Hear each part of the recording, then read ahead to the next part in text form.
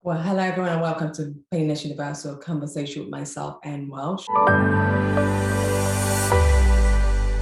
Today we'll be talking about being a voice for equality. My guest today, AJ, is a very big vocal and using his social media platform to help the voice of equality people out there, people with very little voices, to get their voices heard.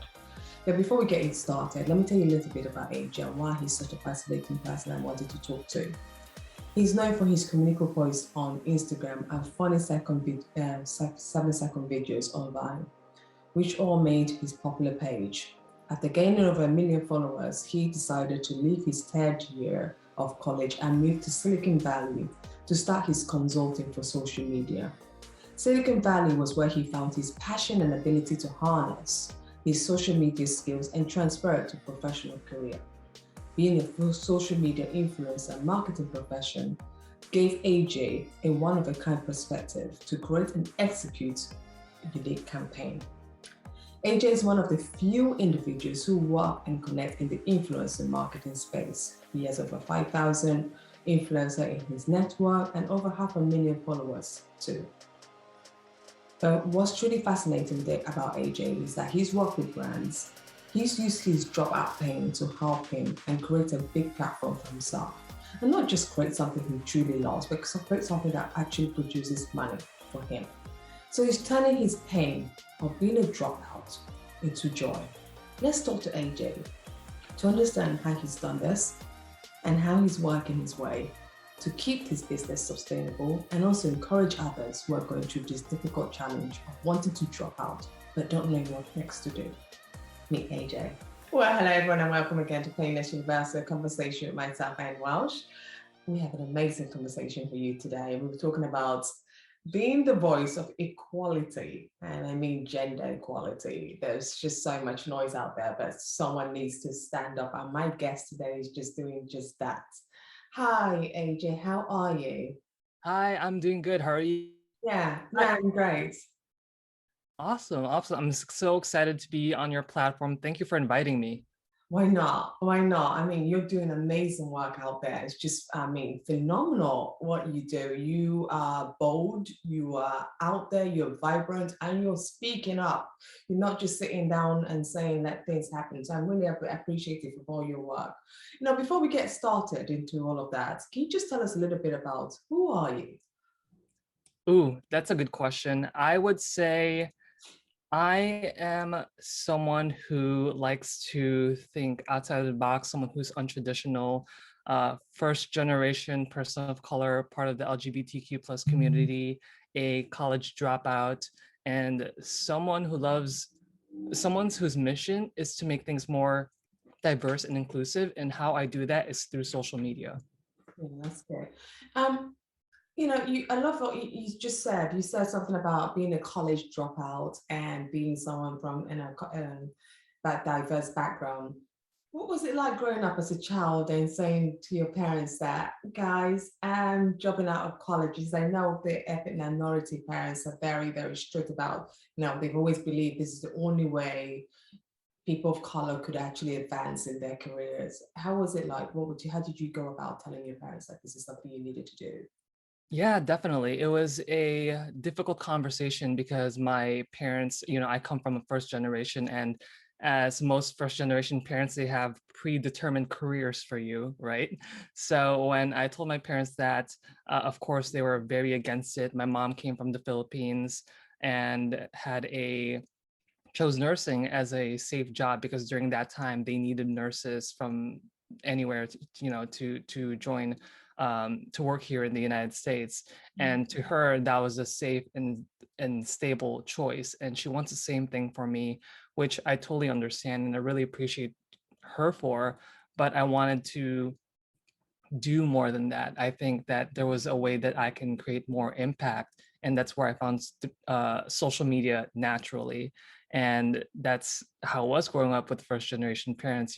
They have the highest expectations for you. And of course, if you choose to go against it, there was no choice for failure. You need to 10 times what your goal was, you know?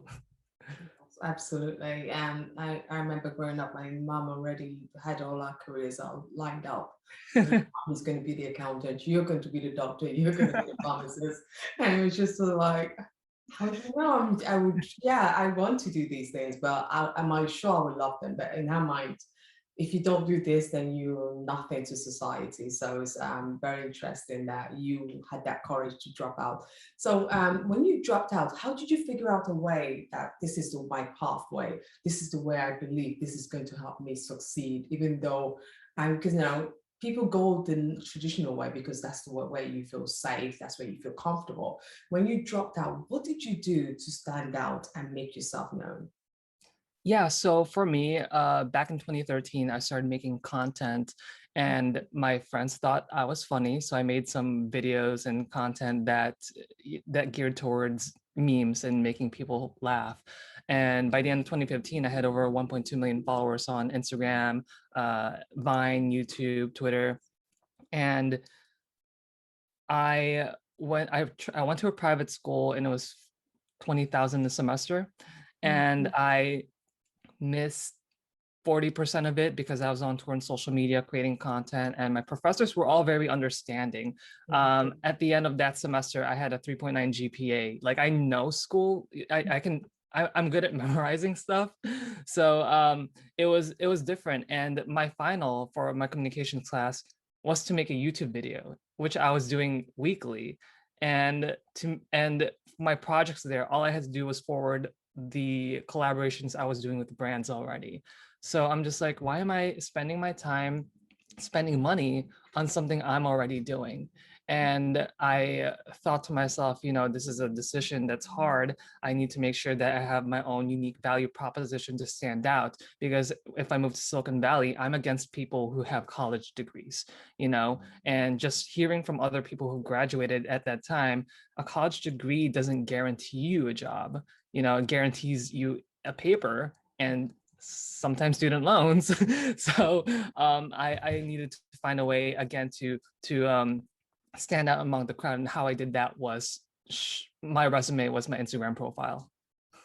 Oh wow, that is really, I'm really unbelievable because in 2013, when you really started out, when you doing all of this, let's be real, Instagram wasn't really available. I mean, it was there, but not in that level. What gave you the courage to go out there and say, this is something I think I want to do? And in 2013, I think I really started using Instagram. If I look back at it, I think I started using Instagram probably very, very effectively in 2018. But you started in 2013. Why did you think that was a great route to start on? Yeah, so I just graduated from high school. Well, not just, but a year later. I graduated from high school. I actually went to a private Christian high school because I grew up um, fundamental Baptist from a very conservative family. And I went to public school for middle school, but then they forced me to go to private school to hedge me from the world. I know I have an interesting background. And so I was literally in church 7 days a week.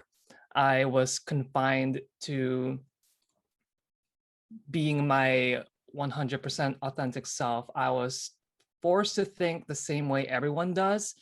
And we weren't allowed to question things, especially question from God, question religion. And when I graduated, I was able to be more of myself. I, went to a community college. I found my own friends. I formed my own thinking. And that's where I was able to just embrace who I was. And I wanted to see how it would be like to share with others. And I also thought of it like, I had a deep thinking. I reflected why I was doing that. It's because I wanted people to not feel alone like I did when I was in high school. I Yeah. wanted to entertain them in a way that I didn't find entertainment back then. So that's where it really got to me, how I'm pretty sure there are other people like me. And I wanted to let them know, like, hey, it's okay. 1, 2, 3, 4, 5 years from now, you'll be fine. And that's true. I mean, I found you, so because you, because of your work, the work you're doing, and are very nice. I love your, I really, I truly amazingly love your work. I have to go into the social media. You're on a, you do social media, and when you describe yourself as a social media entrepreneur, you're a published author, you're a speaker, you're a mentor, you're an investor. So, which job would you say describes you the most and brings you so much joy? I would say being a mentor.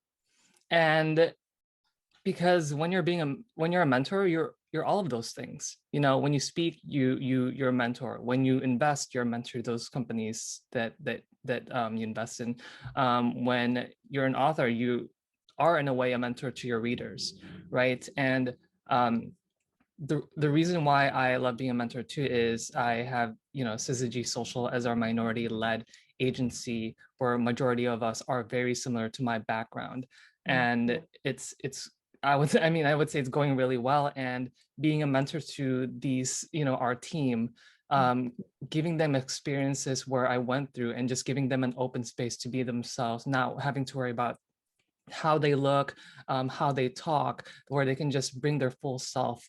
And us working with Silicon Valley companies, you know, venture capital backed companies, we're able to bring Silicon Valley to people that come from underrepresented communities. And we actually have an apprenticeship program at our agency where we do take in people with no marketing background from underrepresented communities to learn about social media, to learn about remote work, because none of these resources are given to us because there's just no connection, there's no network, there's no opportunity for us to be in this position. So I'm glad that we were able to turn some people, you know, part-time, full-time, and of course, when they find other opportunities that best suit their situation, I will write your recommendation letter. I will make a TikTok for you as a recommendation video just for you to stand out. And knowing that if they start their own thing, them making us, you know, being a copy and paste culture of us, you know, focusing on people that come from these underrepresented communities just makes me feel like we're doing much more than just us. You Yeah, know, yeah. I want to, you know, I want them to, when team members come in, I want them to unpack those toxic learnings that they did from their past opportunities, and learn how to uh, use being underrepresented, underestimated as an advantage. Yes, and And it's so and important. Go on. yeah, and that's how we do it with communities. You know, we can make your content more diverse and inclusive because if you look at us, we're already very you know, very very diverse. And I was talking to a friend of mine, you know, they were saying how the ad industry has a diversity problem. And I'm just like, well, let's talk about your recruitment team. Are they white? Are they men? Yeah. Well, that's the reason why, because your success is not a definition of our success. It's all different. So we need to diversify that. We need to include people from different backgrounds in that conversation and see what they say. That is really true. And I love that because it's so important that we include, especially when we're having those very deep conversation, that people who are underrepresented are also included in those conversations so they could incorporate their idea into that talk process. You said you had a painful journey during your path, you know, and you moved to Silicon Valley to help, you know, help that, you know, to help the what you were doing because it was just slow. You needed to get that out there. Why was it? Why did you need? What was the painful thing? I mean, why was it difficult initially? And why did you feel you needed to move on to Silicon Valley to really progress what you were doing? That's a good question. I wanted to do more as part of my trying to find myself.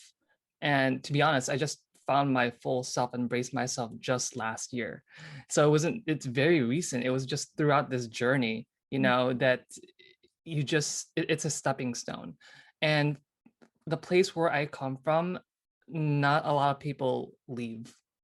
And on top of that, being able to prove my parents wrong, you know, and and being able to just leave everything that you grew up with, that was the most difficult part. My friends, my, you know, of course, my family, and my familiarity with my environment. That's what scared me because it was uncertain. When I moved out to California, I knew no one. I actually went there for a internship opportunity, but it took a downhill after 3 months, because part of the deal was that they would provide for all my accommodation and everything, good salary, and I thought, all right, this is great, cool. Yeah. So I worked for 3 months, and it was unfortunately unpaid. It was, false promises. And the CEO back then, he was like, hey, by the way, if you invested, X amount of money, then we can get funding faster. So I unfortunately did. I was naive, I know. And I maxed out my credit cards, and I had this apartment that's 3K per month under my name. And I was like, oh, shoot, this is not gonna happen. I got conned. And so what I did was I Airbnb that place out. I found a job in San Francisco that was a 1 hour and a half commute one way and then back. And it was, this was my learning lesson. This is why my book was called Startups and Downs. This is the very down that I had. And actually, one of my really good friends and mentor now, he was part of that company. And it was very interesting to get his perspective that the CEO is trying to separate us. And he's someone that really cares about my journey. And from that learning, I learned to be more diligent. I learned to, be gritty. I couldn't go back. I rented this room in San Francisco that was literally it just fit a queen size mattress, and I lived there for a few months. So I had, these challenges. I couldn't say, I couldn't be beaten. I can't. I just can't. I had no choice. And it was unfortunate that the CEO was also doing this to other college students and their families, raising money. It was unfortunate. And of course, like, I had to go to the Department of Labor and like let them know, like, by the way, this is what's happening, this is the deal. And of course there's judgment, but it doesn't guarantee money, because they just can't. They have to go through collections, but it does have that judgment when investors are doing due diligence for that company. And just found out a few weeks ago, that he did shut that down, but he started something else. Yeah. So keep an eye out on that one. But that's just a summary of what I went through in 6 months after moving to Silicon Valley. I really had to, fight my way to get where I'm at and stand out. And going through literally dozens of interviews, and particularly one I still remember, and her name. I'm not going to mention it, but she just said, after the interview, a college degree would be an advantage for you. And then I'm like, oh, okay, I know I'm not going to get this one. And then 6 months later, that startup failed, and she's back to corporate. So I'm just like, okay, well, this is just an extra flame to get to where I'm at. And so, yeah, that's what I went through in that 2016, and the difficulty of everything. And I'm very grateful for it. I look back, I have no negative feelings. I'm just like, this is the setback. It's a setback to redirect me to where I'm supposed to be. Absolutely. And it also helped you write a book as well, which many people will now read, because this problem is not something you face alone. A lot of people start in business. A lot of people have this whole concept that the people who are hiring them or doing things with them are all good. We always have this beautiful image in our head. Oh my God, this is a reputable company, and we go for it. And all of a sudden, boom, in our face, the whole thing blows up. When you decided to write the book, did you say to yourself, what was your underlying mission of writing this book, and how well has it done so far? Yeah, my whole mission was to no fluff writing. It was to give advice and walkthroughs to people like me, young college students. I talk about doing your taxes, how to be financially independent, how to prepare yourself for a job, red flags for a job, what you can do during those interviews, what to ask, how to say it. It's one of those things, honestly, that I wish that taught us in college, or in high school. I think high school should be the mandatory for this. These are things that we didn't learn. And so I use this as an opportunity to just make connections, of course, and when I give talks to colleges, I give it up for free. My main purpose of that was not as a revenue stream. It was really to just get the word out there, more for branding, and I see that as a stepping stone, because I do anticipate writing another book maybe 3 years from now, just as a more of a recap, because I'm much, I'll be older. I've gone through more things. When I wrote that, I didn't have the agency. I'm in a way better position, personally, mentally, emotionally. And it's just exciting being able to just impact so many people through social media, and you never know it, even though you have you almost have 1 million followers, and it's crazy to think that you can speak to them in an instant, Yes. and that there are people out there that notice you and look up to you without you even knowing them. And just taking a step back really appreciates the type of opportunity that you have. Absolutely. So sometimes it's actually difficult to take it all in. You don't realize that you have it. So it's just when you're walking in the street and someone says, "Oh, are you this?" You're like, "Oh, I've been following your page. I really found it inspiring." And I always wondering, okay, I didn't realize that many people are actually fascinated about it. AJ, one thing I really understand about you is that you talk about very openly about the LGBT community. You're very very vocal in your own little ways. You talk about equality, and not just gender equality. You talk about race equality as well. With the gender equality, why did you feel you wanted to be like a voice for it? Because he says you created a non-profit, Our Damn Time, to support leaders who will push for progressive policy on the path to equality. So can you tell me a little bit about this non-profit you have? Yeah, so Our Damn Time, it's a nonprofit where we work with political candidates in the US who have progressive policies, and we help them through digital strategy and social media, because most of the time these are normal everyday people. They're lawyers, they're farmers, they're union workers, they're organizers. They don't have time to learn social. They should focus on being a candidate instead.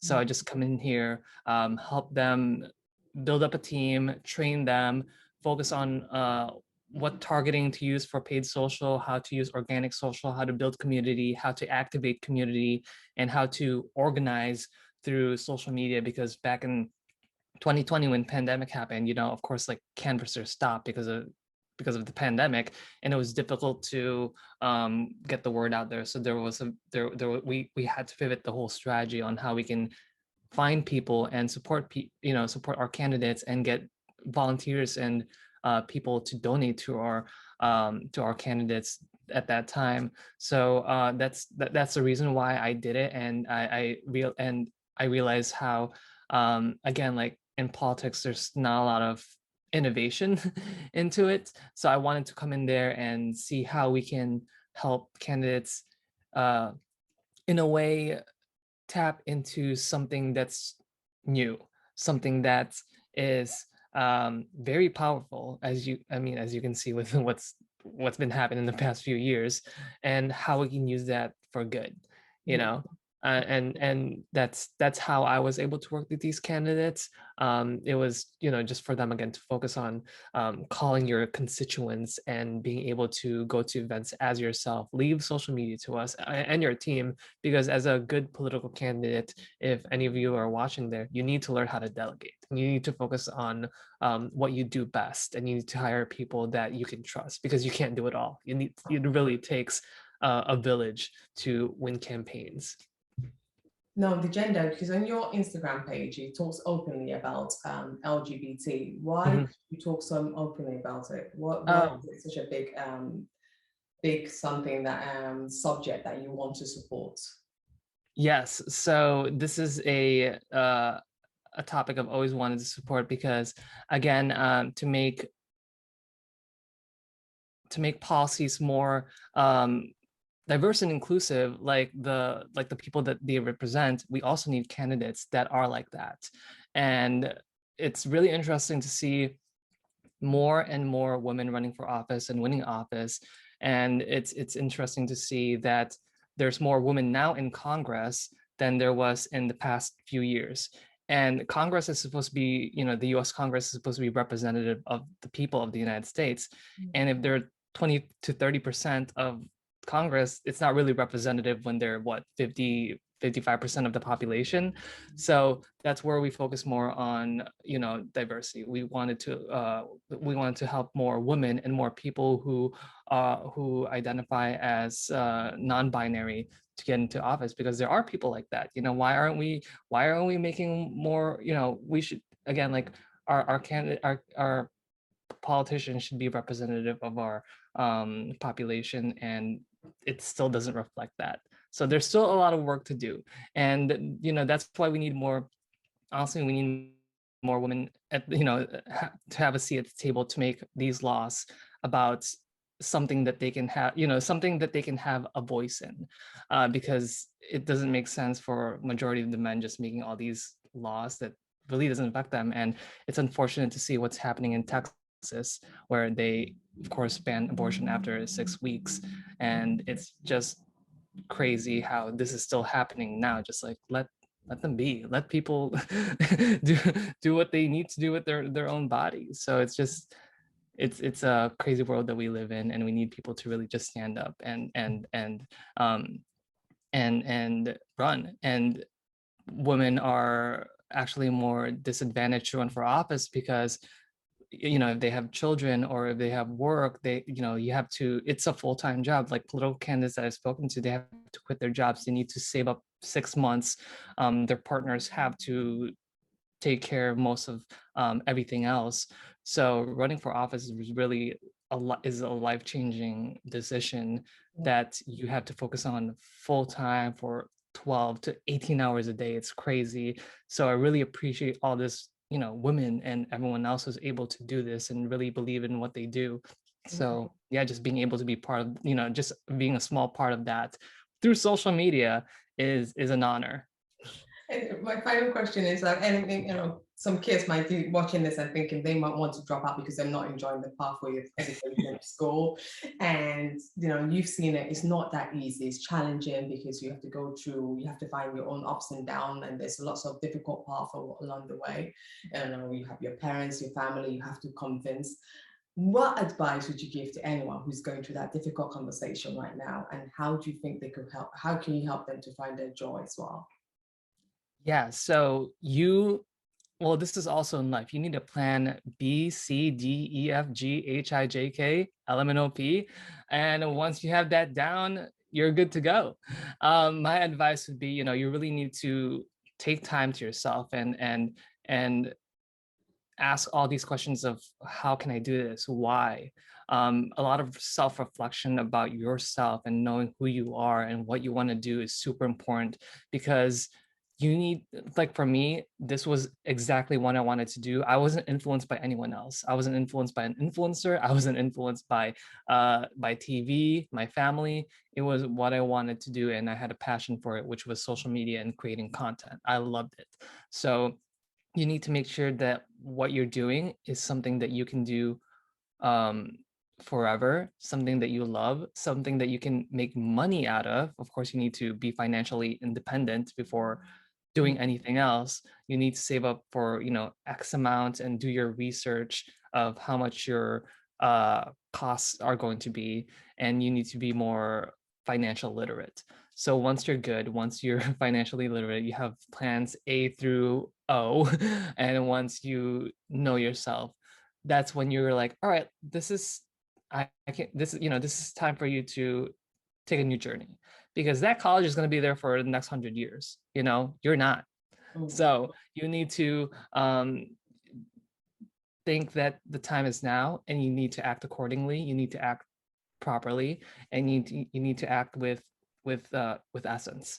And what that means is just not giving yourself BS excuses of not to do something. Just do it. And if that doesn't work out, then find another way, because rejection is redirection. And when I had that mentality and gave it to myself, my life was better. Every time I pitch clients, every time they say no, okay, cool, because I know that it's I'm most likely not supposed to be working with them, or the time is not right now, or that I'm supposed to be talking to someone else.